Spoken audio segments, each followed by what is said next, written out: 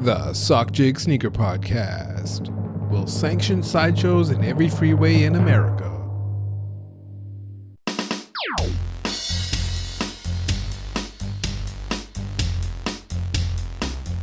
Welcome to the Sock Jig Sneaker Podcast. I'm your host, Sock Jig. You can follow me on Twitter at SockJig, on Instagram, and on Blue Sky as well.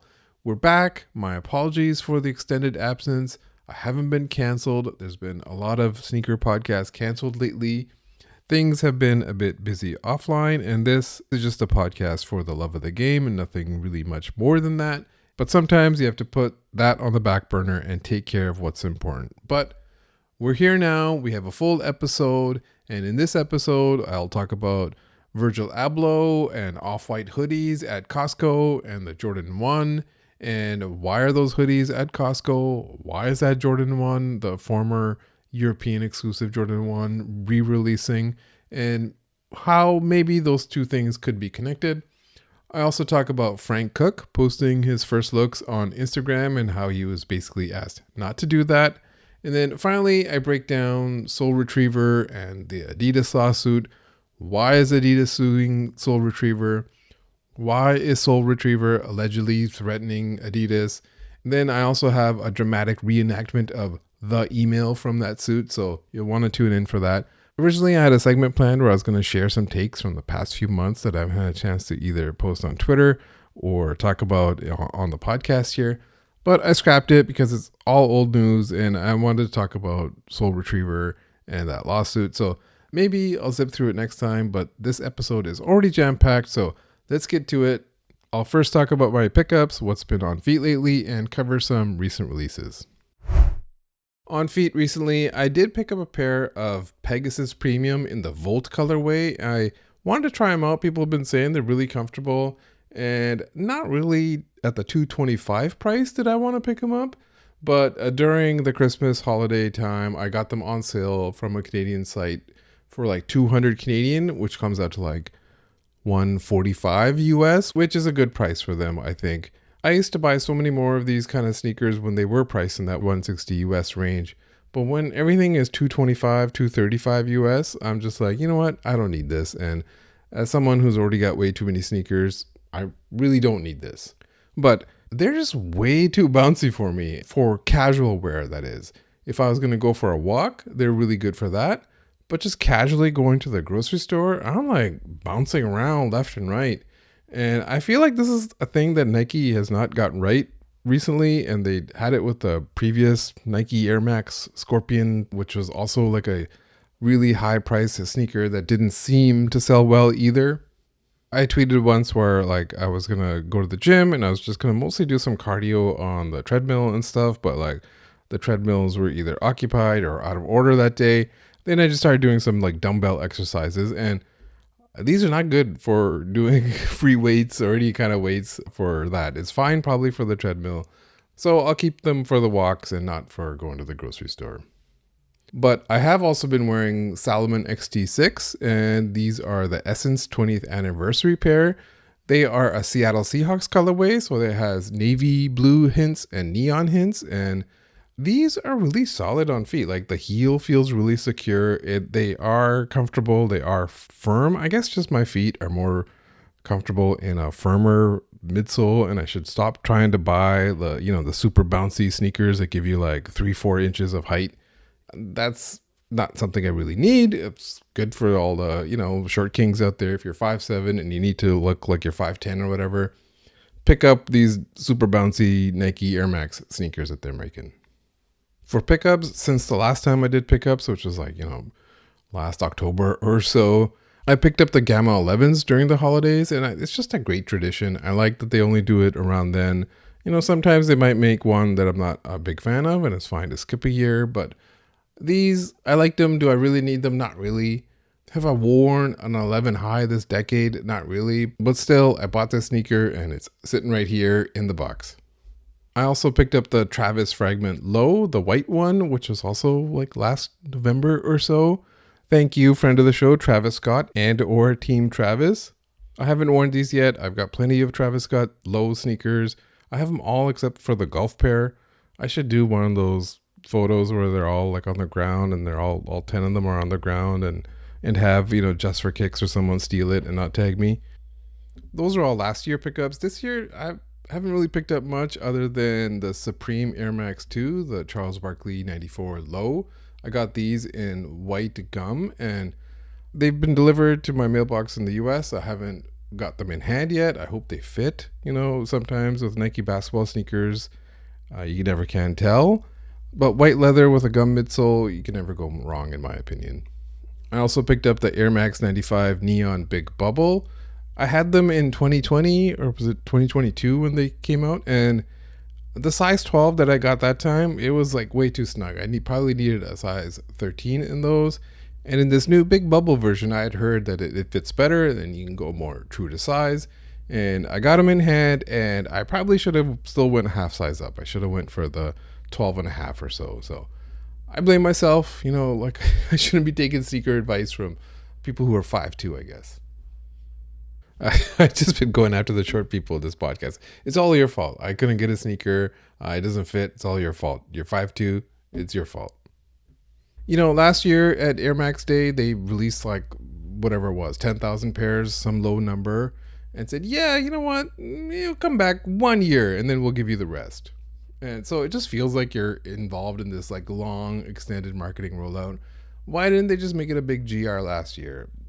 They obviously could have. They just didn't feel like it. Obviously the answer is they wanted to build hype and let the demand build and stuff. But, they're the experts on that kind of stuff.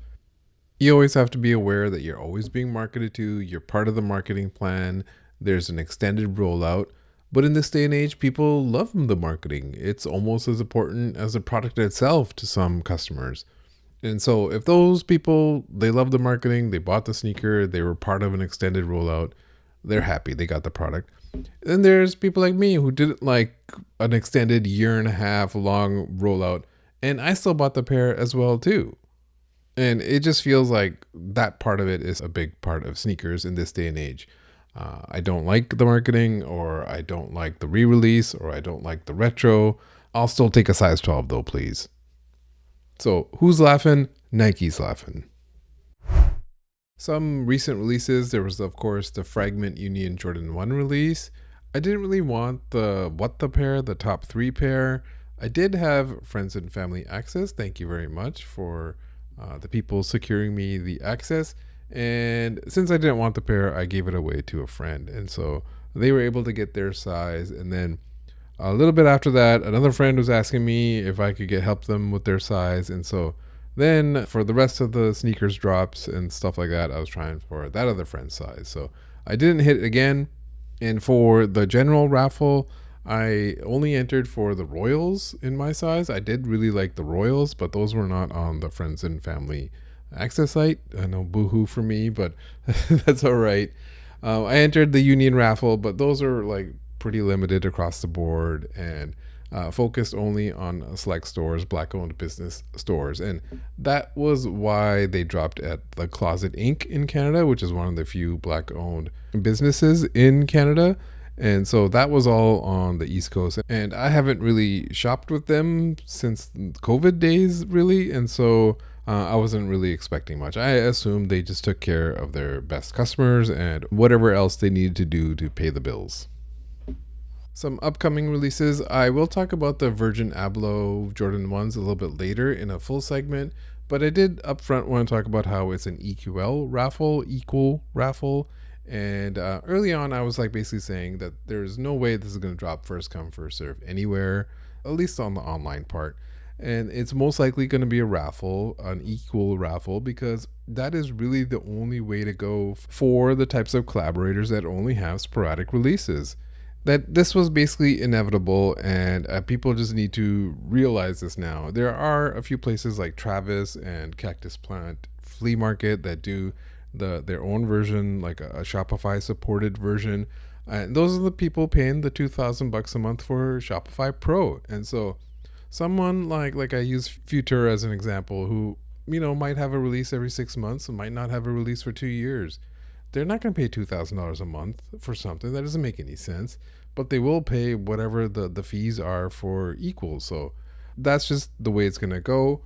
Virgil Abloh and stuff, if they were going to have like multiple releases every 3 months or so, maybe something like the Union stuff could work for them, but it doesn't seem like that is something that is set up. So Equal is the way to go. And even like places like Undefeated and Ama Manier have mostly all moved over to Equal. So it's inevitable. I see the hate posts. I don't hate Equal. I've validly and fairly criticized them in the past for things that I don't like. The one thing I probably have not mentioned here is during some sort of anniversary special or something, they talked about how they might have a special drop where it's only for Equal Plus members. And that was something I did not like at all, because that proves that they have it in their code somewhere that they can do a raffle only for Equal Plus members. Before, they could always have that deniability that we don't even have that code written.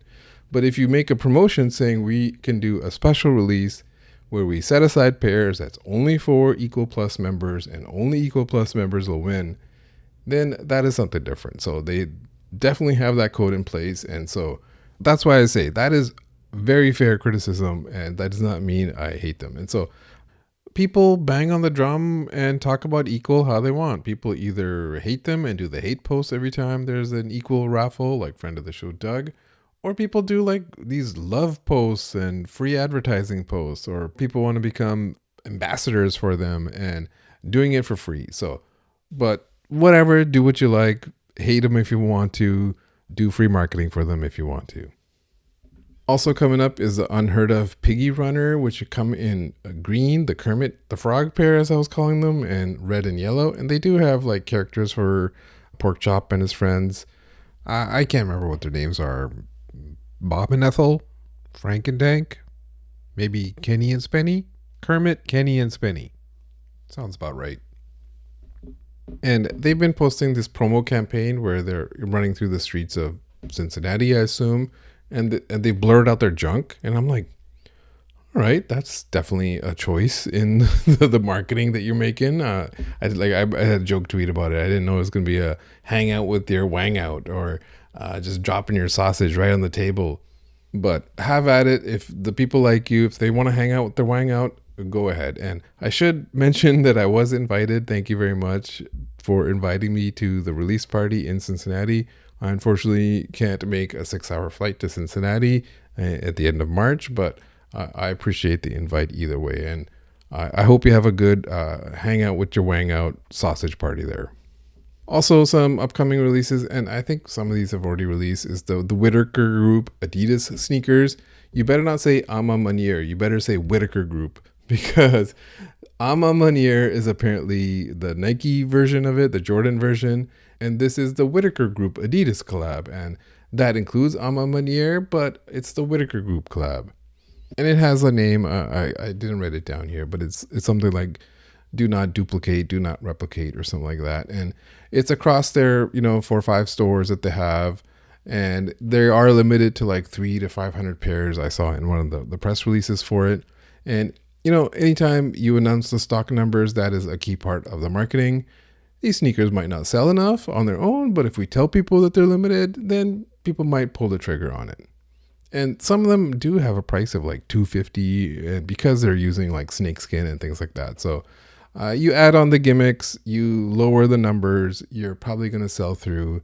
The people who like it will probably like it.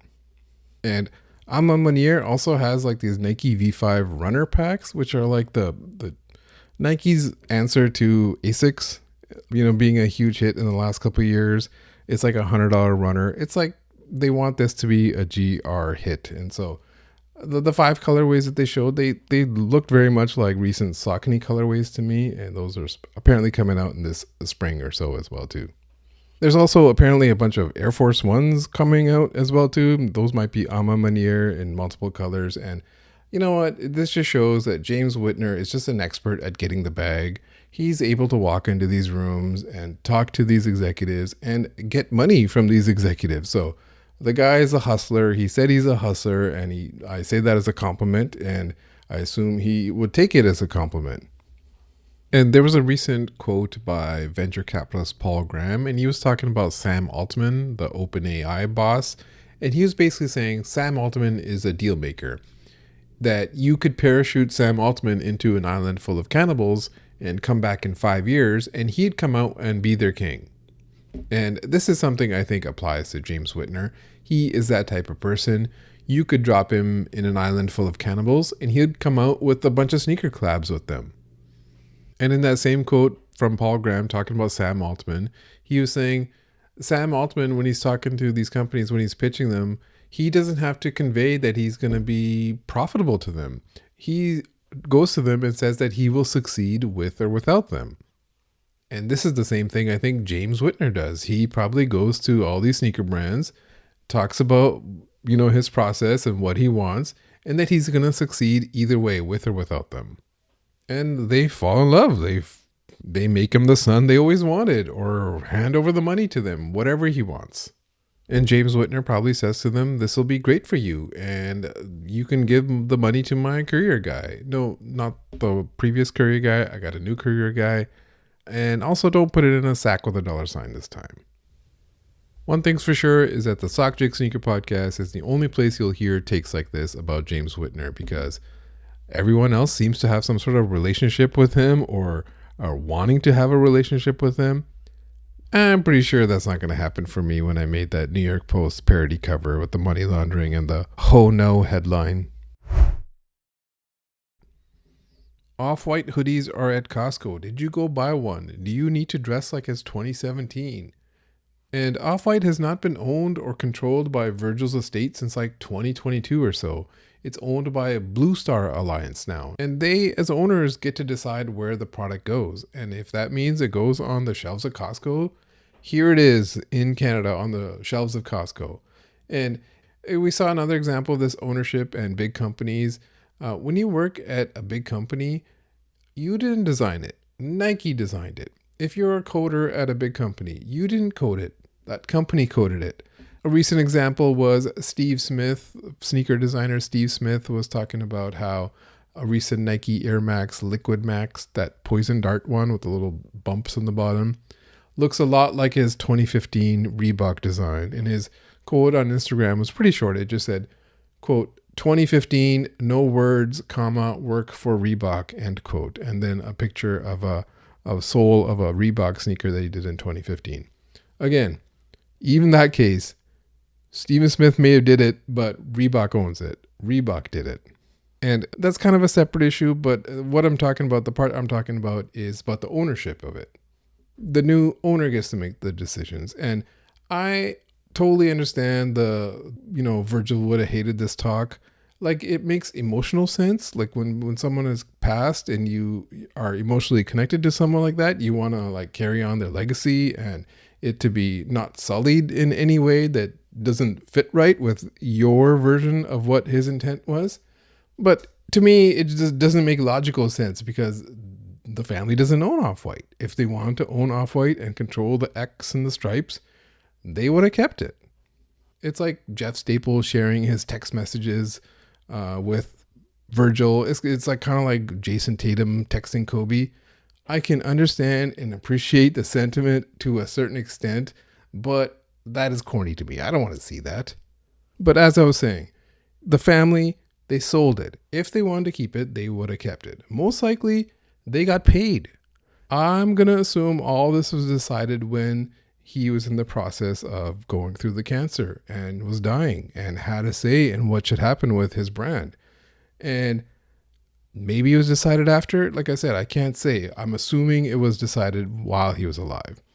But if it was me, if it was any other father in that position, any other family man, when someone passes, they talk about how a person passes and how they are known publicly, but to the family, it's like devoted husband, devoted father, and that's what he is to that family.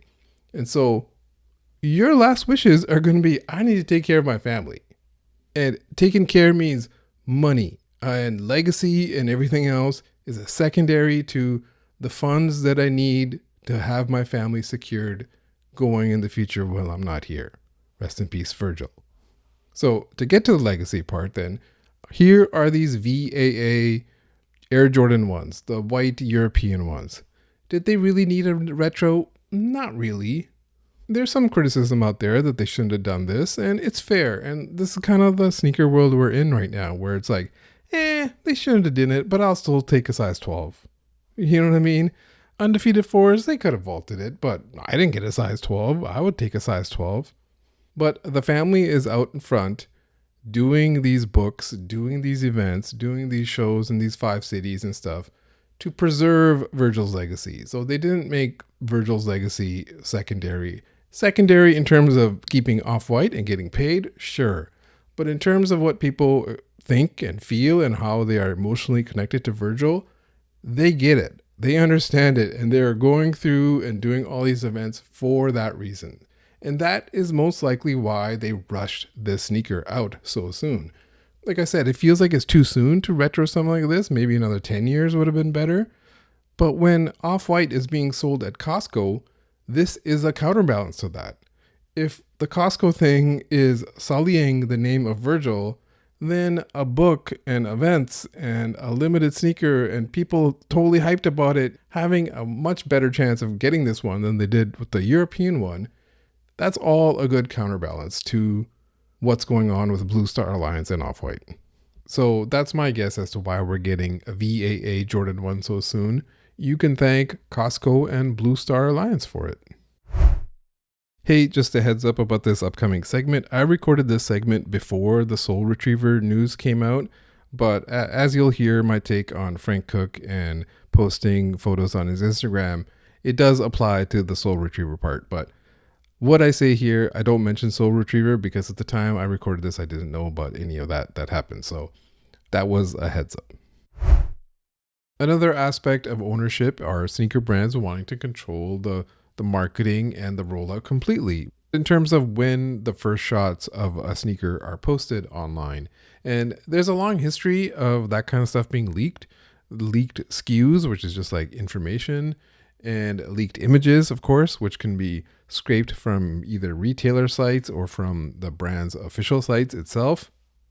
And Nike employee Frank Cooke has been posting some first looks for a little while. He posted the first images from, at least from what I remember, of the GT Future.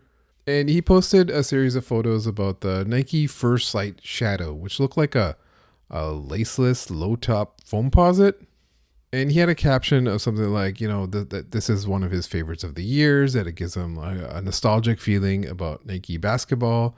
And I think he said the similar kind of thing about the GT Future as well, too. And he said one of the more interesting things that he said was it better be in the top 10 for a sneaker of the year list.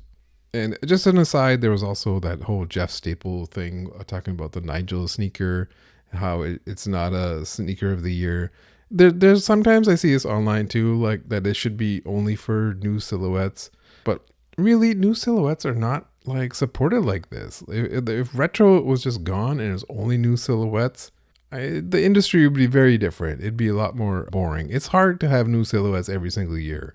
And everything has just been so retro for so long that, of course, a Jordan 4 can win Sneaker of the Year now. But one thing that Greg from Sneak This, friend of the show Greg, says is that it's not a real thing. It's not like the Oscars. Sneaker of the Year is not a real thing. It's just whatever you want it to be. It's subjective. But anyways, this low top foamposite, I thought it looked really bad. And it was like, I don't know, laceless as well too. But then I saw that it's a women's sneaker. And then at that point, I don't really care. I don't have opinions on women's sneakers. It doesn't matter to me if they are good or bad because it's not for me. But anyways, the follow-up post from Frank Cooke was that he was asked to stop posting these early looks. And that first photo that he posted, I think he said something like it was just from his desk and they had sample tags on it and everything. And from there, he was saying that, he will basically only post official photos. But what this is showing is that they might not always want to do that. And working at big companies, I spent a lot of time working at big companies. These are rules that I know. There's so many things that I might see early or have info on. I can't post anything about that, about what I'm doing.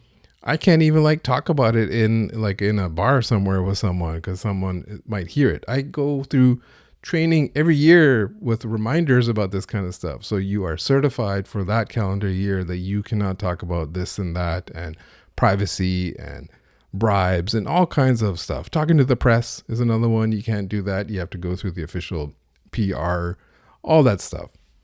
But that's because like the people working on this, there's a lot of people working on it on a schedule. They all agreed on a schedule, and it'll release to the public when that calendar is aligned, when it's supposed to release.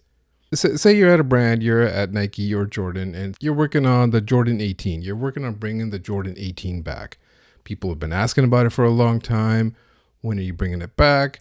You finally designed a really good one. You got a team of people working on the rollout for the shoe. They're doing the product photos right now. There's a photo shoot. There's seating. There's an entire campaign planned. And then someone, in this case, say it's just like not Frank Cooke. It's just someone online. Someone carelessly just posts it online, and then the nerds at Sneaker News and places like that pick it up. And then your whole reveal, your calendar reveal thing has been ruined. They ruined all that you had planned. The product photos, the rollout, the seating, the campaign, the storytelling. And you're upset with this random online internet bozo. But then in this case, with this Nike First Sight Shadow boneless foamposite, you find out it's a fellow employee.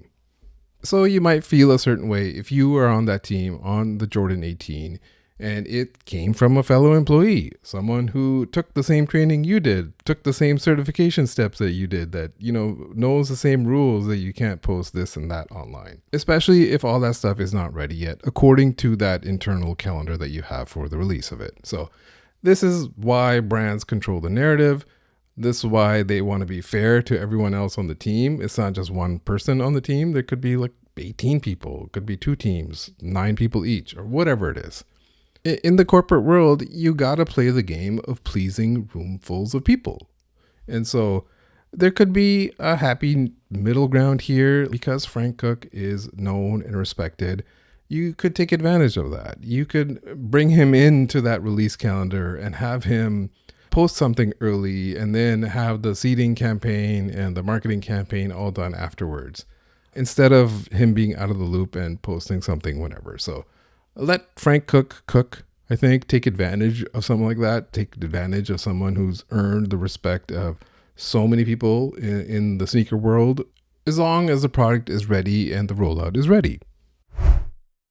All right, let's talk about Soul Retriever and the lawsuit that Adidas filed in Oregon court. Adidas filed what's called a trade secret misappropriation lawsuit, which is a version of copyright infringement, alleging that Soul Retriever stole confidential shoe designs in the summer of 2025 and then attempted to extort Adidas for preferential access to product information. That's the wording that's used in the lawsuit. So that's why I'm carefully trying to use the similar wording. And then when Adidas refused, they are alleging that Soul Retriever then went on and leaked more designs of the Anthony Edwards AE2 and potentially the AE3 and Donovan Mitchell footwear as well too. And so Adidas is seeking $75,000 in damages, at least. That's the minimum they're seeking, plus more, including potential attorney costs and things like that. Some disclaimers as a Twitter lawyer that I am. This is all allegedly. Soul Retriever has not responded in court. They released a statement, which I'll read a little bit later as well too, but they haven't filed a response in court because this lawsuit was just filed earlier in the last week. Soul Retriever has also sent cease and desist to media outlets potentially reporting on this story, and I don't know if I'm going to get a cease and desist to talk about a public lawsuit, but I'm just going to talk about what's in the public lawsuit, what's in the email that was in the public lawsuit, and then give my personal thoughts. That's it. I'm a proudly independent content creator covering the sneaker industry for nearly a decade. So I'm sure they would stand by me in that case. Also, some disclosures for myself on this topic as well too. Adidas Basketball has sent me Anthony Edward 1 sneakers in the past. They were gifted or seeded. And the people who sent me the sneakers are very nice. I was very appreciative of those sneakers. Every time they have sent me those sneakers, I've mentioned in those podcasts in the past. Also, for Soul Retriever, I had a Zoom call with them in 2022 about a potential sock collab. They reached out to me and said, hey, we really like your socks. Can we do maybe a potential collab? And I was like, oh, let me get on a call and see what you guys have in mind.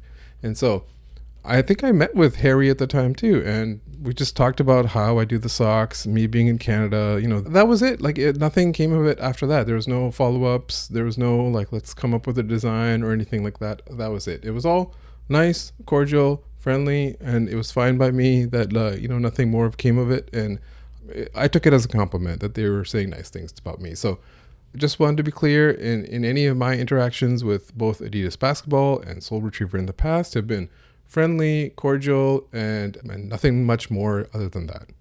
So the lawsuit is not very long, it's not very detailed, but what it has is like three main parts. First, Adidas is alleging that a group of 5 individuals who are named like John Does, they're not named because they don't know who it is, and they say that it could be potentially Adidas employees as well, gave information to Soul Retriever without Adidas's permission, and that these were trade secrets and proprietary designs, like CAD designs.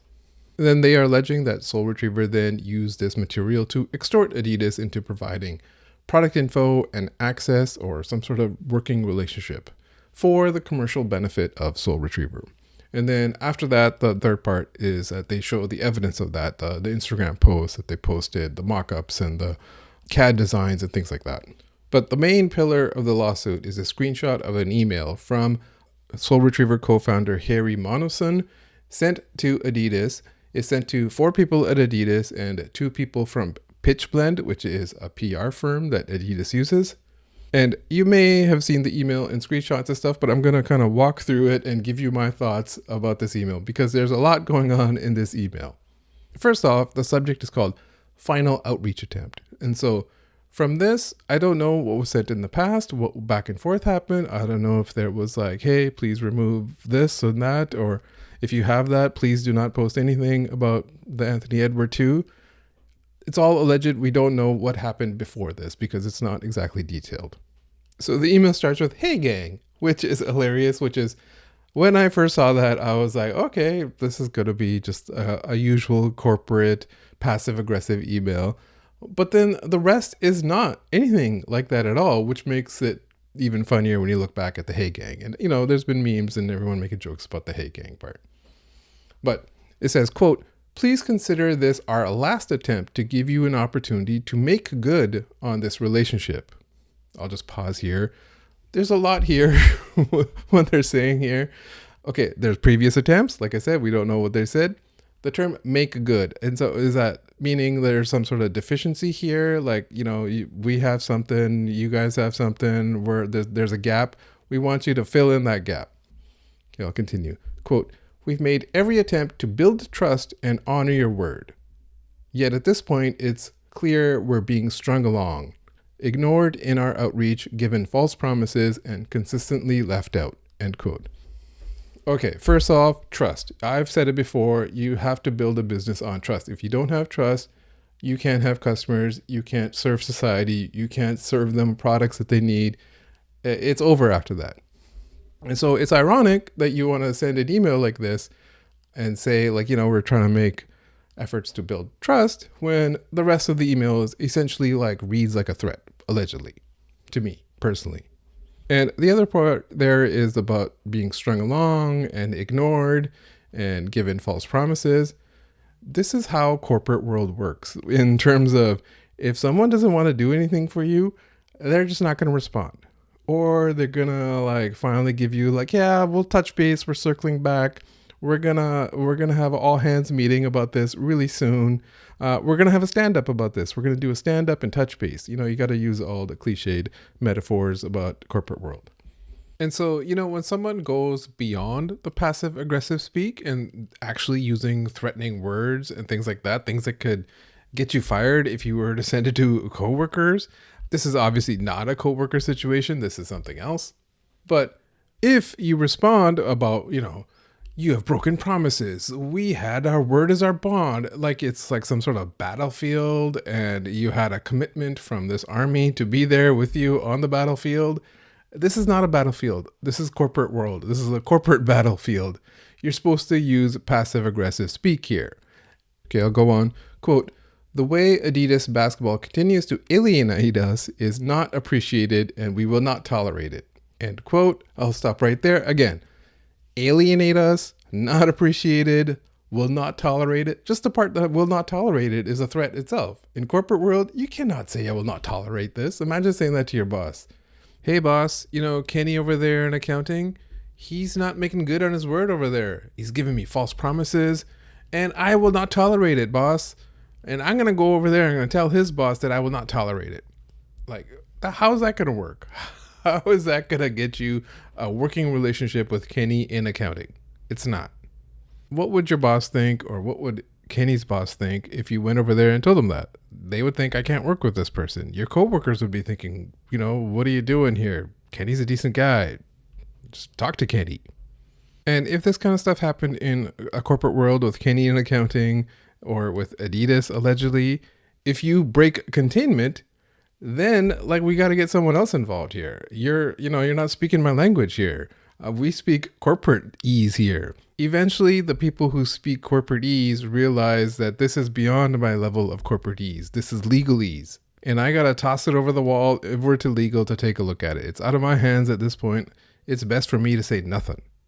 Especially if it's obvious that they're saying, we don't want to do this shit, and take the hint, and you're not taking the hint. Then it continues, quote, just a heads up. Okay, that was the second passive aggressive thing in here. The only other passive aggressive thing in here is, hey gang, and this one, just a heads up. Okay, quote, just a heads up. We have the full AE2 lineup in every colorway. And if this is how Adidas intends to keep treating us, we have no reason to keep doing favors on our end and hold back on posting these kinds of things, end quote. Okay, there's a lot going on in there, but basically that's the threat. They're saying we have this info and we're going to blast it out if we wanted to. But we've been holding back because we want some sort of relationship with you, some sort of favors from you. We don't like how we've been treated. And in previously where we've held things back, we will no longer do so. Then it continues, last paragraph, quote, the ball is in your court. Either we start getting treated with a level of respect that we've earned, or we'll plan accordingly. End quote. I'll stop right there. Again, this is more threats. We demand respect. We better be treated better. Our feelings are hurt. Why have you been mean to us? It is unacceptable that you've been mean to us.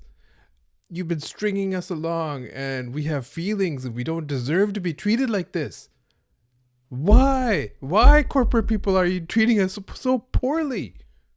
I mean, look, in corporate world, there's no feelings. No one has feelings. Go to your boss and tell him about your feelings. The boss is going to be like, I got a fucking problem here because my number one worker is not working. He's talking about fucking feelings. Just go do your job, buddy.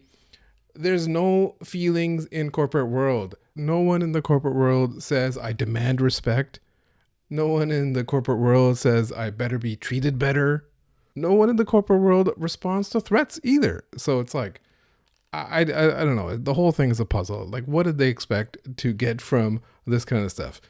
I demand my feelings be acknowledged. I demand it. We are Soul Retriever. You better fucking do something. We are Soul Retriever. I mean, geez. I'll continue. Quote, we are a brand's dream partner. I'll stop right there. Wouldn't it be a dream working with someone who sends you threats? Who talks about, you're not going to tolerate this and we don't like how you've been stringing us along. Sounds like a fucking dream to me if you're a brand. And I'll continue. Quote, but if we're treated with disrespect and lied to, we have no incentive to continue extending ourselves for you all. End quote. That's the end of the email of what's included in the screenshot. Wow, that's quite a doozy. That's a lot of threats to me, allegedly, me saying that personal opinion. It's a lot of in your feelings about being treated with disrespect and lied to. Another question about this email is that, is it AI? Was this an AI written email? And if you look at the screenshot of it, there's 3 M dashes, which are known to be posted in AI generated text. So when I read this, I was like, there's no way an AI could write something like this, like writing threats and stuff. If you give it the full context of, I'm responding to Adidas, who is a global brand and worth, market cap 60 billion or whatever it is. And we're requesting info about a potential partnership or outreach. craft me an email response. It's not going to come out with, "You, I demand respect. You better be nice to us. You've not been nice to us. Our feelings are hurt. Those nerds over at Sneaker News, they're been invited to things, and how come we're not being invited?" Like, an AI would not do that unless you told the AI, "Write me a threatening email." Then the AI is like, "Oh, sure, fuck, I can do that." So I'm not sure exactly. I assume it's not, but whatever the intent of the person writing the prompt is still there. The person who's saying, "Write me a threatening email," is the same thing as writing a threatening email, because this is the email that got sent. And then the rest of the lawsuit, after that email, it talks about how they refused to follow along with the threatening email. And then after that, Soul Retriever demonstrated that they were willing to move on with their threat and started posting AE2 photos. And the lawsuit shows that post 2 days later on Instagram, where they posted colorways of upcoming AE2s, a bread one and another one. And they had a caption on there that says "speculative mock-up." But Adidas actually alleges that those were not mock-ups at all, that they were straight stolen images. When you see people like Brandonian or Z Sneakerheads or Sneaker Market RO or any of the other leakers, they are often doing their own mock-ups of it, drawing of it themselves. They're not taking official CAD info stuff. If they get CAD info stuff, I don't even know. But they do not post that kind of stuff. They do their own drawing. Friend of the show, Vlad from Sneaker Market Romania, he's posted literally a tutorial on how to make your own Photoshop mockups. So there's no excuse not to do it. So this is the part where, what's the big deal if they just posted a photo that they got? That happens all the time. And yeah, that is, I think, fine. If this is all they did, I don't think we'd have their lawsuit. But when you add it with the email that was sent about threatening with this info and then actually posting the info, and then the next part that they did here. So in January of 2026, while Adidas was still working on the AE3, this is when the time frame where the AE2 just came out a couple months earlier, and the AE3 is probably not going to be out for like another year and a half. And so Adidas is alleging that Soul Retriever obtained the CAD drawings of the AE3 and then posted them directly on Instagram. That's the part where it was probably a huge mistake to post those AE3 CAD drawings so early. It included the Donovan Mitchell Dawn issue 8 as well too, the CAD drawing for that. So when you add that up, you add the threatening email, you add the stolen images, and then you add the CAD drawings, it's probably the CAD drawings and the email that are like the heaviest, and the other images are just, beefing up the lawsuit. But in the past, there is a precedent where in sneaker media, CAD designs or CAD drawings have been posted. Brendan Dunn, formerly of Complex, has posted these, one for the Devin Booker sneaker and one for the Cortez Air Huarache trainer. And those ones look like it was like a photo of a screen. And so I don't know if this is something that actually helps Soul Retriever in what they could say in their counterclaim or whatever, that this is proof that in the past media has posted CAD designs and Nike didn't sue them. Those posts are still up. And of course, things aren't always apples to apples. There's sometimes apples to oranges in terms of like the Cortez and teasing a new sneaker from it. Maybe that is something that Nike wants.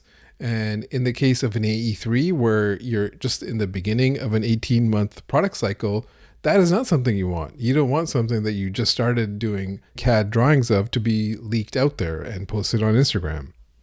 And then the last interesting thing from the lawsuit is they show that Instagram post, and there's a comment on there that they highlight. It's from Winona Kicks, and he says, it's too early for us to know if these are legit. The AE2 early looks were a lot different than what we got. And there's a reply from Soul Retriever saying, quote, "Directly from the brand, amigo, they're as legit as it gets," and then a winking emoji, end quote. And so that, they're going to, of course, include that in their lawsuit because it's almost like a smoking gun in terms of where the source came. And that's probably why they name unknown John Doe assistants, assailants, or whatever, people who provided Soul Retriever allegedly with this information.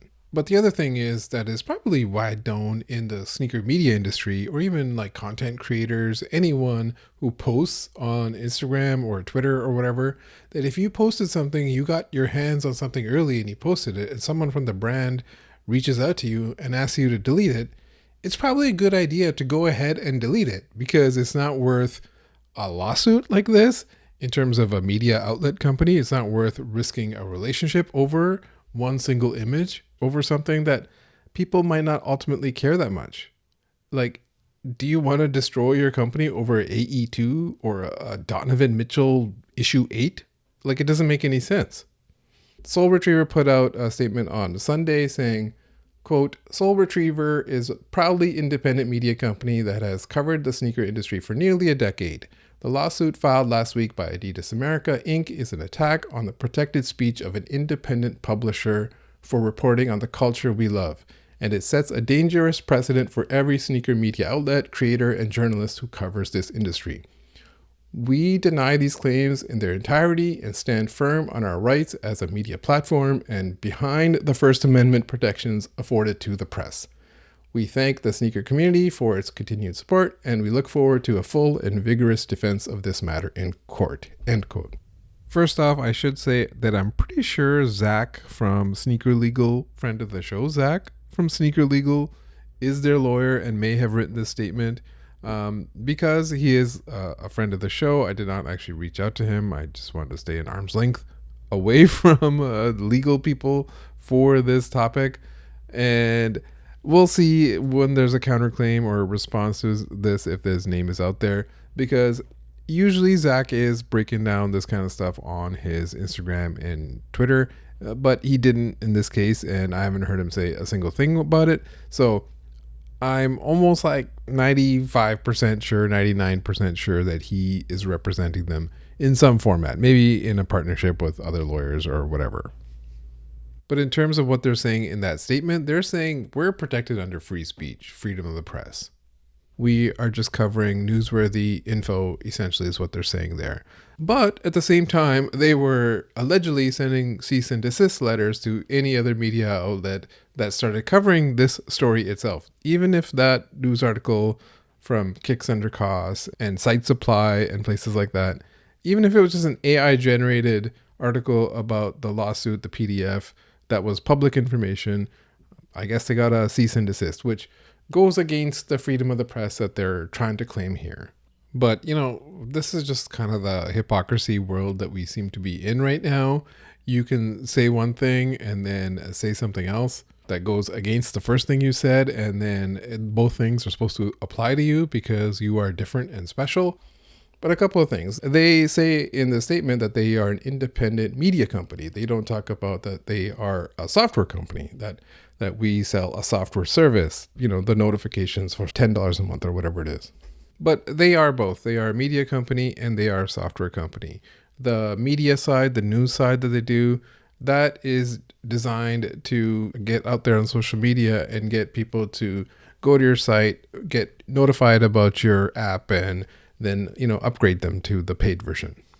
But honestly, that email is the main thing. That is the crux of this lawsuit. That is a smoking gun, even if the rest is like he said, she said.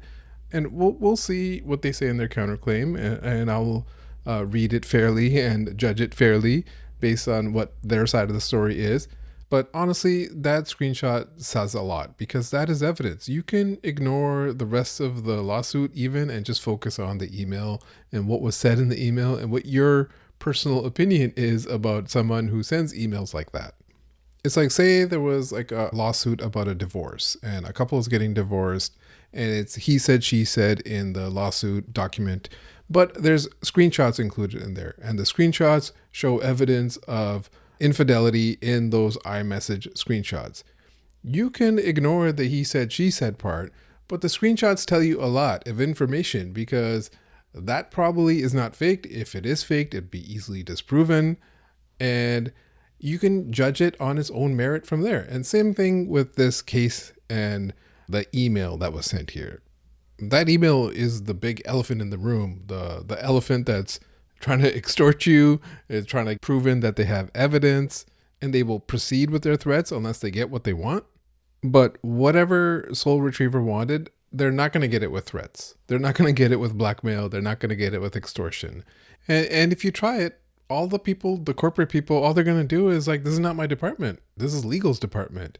They're the people who are authorized to deal with extortion, allegedly.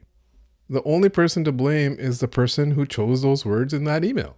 And what that person who wrote this email, what they were expecting, I do not know. I don't know what they were thinking or what they thought the response would be. Did they think the response was going to be like, oh, wow, what a professional outfit. We must alert the CEO to this. Achtung, CEO. Achtung, Bjorn. Ring the bells. And there's a little kid in a Bavarian outfit, and he's got like a giant lollipop in one hand and like a bell in the other hand, and he's just running down the streets of the Germany HQ going, Achtung, Bjorn, Achtung, Bjorn. We have landed our dream PR company. We got Soul Retriever, and they are threatening us. We Germans love threats. All our dreams are about to be fulfilled by working with Soul Retriever, allegedly. Never have we ever received such a professional email before. And you know what the best part is? They actually feel things. They are passionate. They wear their heart on their sleeves. That's how they're going to work for us. That's how they're going to fulfill our dreams of the Anthony Edwards 2 and the Donovan Mitchell issue 8 sneaker. Obviously, it doesn't come across like that at all. It sounds like someone who gets super upset and super aggressive and is in their feelings about things and has a knife to wield or yield. Is it wield or yield? Wield. And then demonstrated that they can wield or yield it. But the entitlement here, it's literally off the charts. There's sneakerhead entitlement in that I deserve a limited sneaker. There's sneaker influencer entitlement in that I deserve to be seeded sneakers from sneaker brands. And this is, I guess, the natural evolution of that. This is the sneaker corporate level entitlement that we are a huge deal. We are a dream. And we will get what we want by hook or by crook, allegedly. But for real, what did they really expect? What did they really want from Adidas? If you think about it in small terms, maybe they wanted seeded product.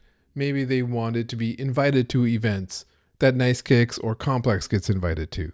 Maybe they wanted access to interviews that, when there's a product launching, we can talk to designers and we can help you, assist you. And that, I think, is the real thing. They wanted to be an inside firm with Adidas, allegedly. A real working relationship with them, allegedly. Oh, you have the AE2 coming out? Well, coincidentally, we do have all the info already and all the images. How about we could just help you and work with you on your timeline, and we could be the inside firm that helps you promote onto the network that we've already built. And people would get push notifications who are some of the best customers who want push notifications on, and they will buy this product. We are a dream firm for you. That is all my assumption. That's what I assume Soul Retriever was trying to do here, to be an inside partner, to get inside access and get paid for it. Have literally a paid inside relationship with them. And how they wanted to do that was by threatening them, allegedly. Another big question that I have is has this been the only time Soul Retriever has tried this with a sneaker brand? Allegedly. Have they tried this threatening kind of stuff with other sneaker brands? Have they sent threatening emails? Are other sneaker brands also planning lawsuits against Soul Retriever? Because if this is a pattern of behavior of how one of the co-founders allegedly operates, then that would mean there would be multiple brands because it's literally a pattern. Could you do this kind of email thing against other small brands, against Vans or Reebok or Puma? Imagine Puma getting a threatening email. They'd be like, what? Someone's talking about us? Oh shit, yeah, fuck. We don't got nothing to pay you, but we would gladly take a push notification. Imagine trying this with Nike. Nike has a big hammer. Nike is a big dog. And maybe Adidas thinks they're a big dog too. You have to think that way if you want to compete with the big dog. If you can't run with the big dogs, you better stay on the porch. And Adidas said, we're not staying on the porch. We're taking a stand. We're going to fight this and we're going to file this lawsuit. We are going to be suing you for minimum $75,000, potentially more, attorney fees, and so on. And so the big question that I have is is this a potential company ending event? A company ending event is something I talked about when I talked about the EQL episode about data privacy and trust and everything, if you haven't listened to that one. So will something like this potentially end the company either because of the funds that you're going to be losing because of the lawsuit or because of the trust you will be losing from the customers who don't like that this is how you behave and operate? So it's kind of wild to think that some email about an Anthony Edwards 2 sneaker could be potentially the downfall of the company, allegedly. And it sucks if you are a person who works at a company and had nothing to do with it. One thing I didn't mention when I was reading out the email is that there was no other Soul Retriever person that was CC'd in the email.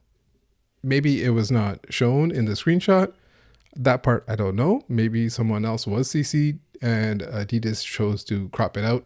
But with the evidence that we have right now, it doesn't seem like any other employees, any other lawyers or anyone else was involved. It just seems like it was the one person responding. And he's the, co-founder and all, but like if you CC your coworkers and your teammates and stuff and someone else reads it and was like, hey buddy, what are you doing? That's not a good look. We gotta soften it up, round the corners a bit.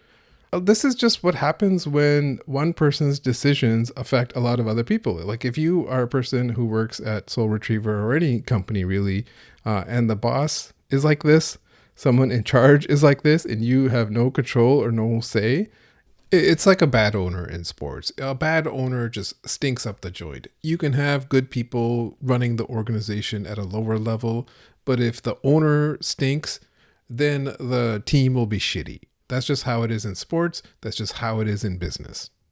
And from the scuttlebutt I've seen posted publicly, like I said, I don't have any firsthand knowledge of this, but what people have said on Twitter and in replies and things like that is that we could have a similar situation here, allegedly. That there's good people that work there, but one of the people there is like this. It's like that old thing where, like, if you say someone's name twice, John is John. That means John is an asshole.